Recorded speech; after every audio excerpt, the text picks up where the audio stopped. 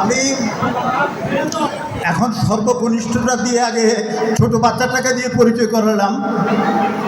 এরপরে আমি আমাদের এখানে যে সবচেয়ে পুরনো যে অপারেটরটা আছে ফ্যাশনিস্টের সাথে জড়িত, তাকেও আমি একটু ডাকবো।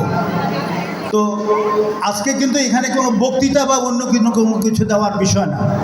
আজকের দিনটাই আমাদের আনন্দ কাটার জিনিস।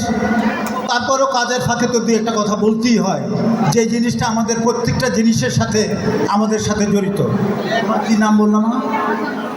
তুমি কতদিন যাবো তুমি ফ্যাশনিস্টে আসছো?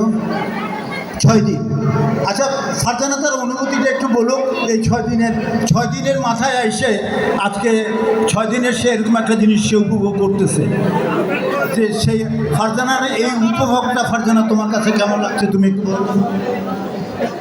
আসসালামু আলাইকুম, আমার নাম ফারজানা।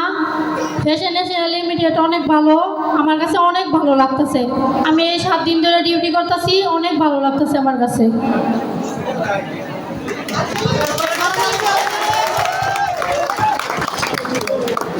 দিচ্ছি। তো আমার মনে হয় যে এই ভালো লাগা শুধু ফারজানার একার না, আজকে তোমরা এখানে যারা যারা সবাই উপস্থিত আছো, ভালো লাগাটা আমাদের প্রত্যেকের, তাই না? তোমরা তো সত্যকার অর্থেই তোমরা খুব ভালোভাবে এনজয় করতেছো। তবে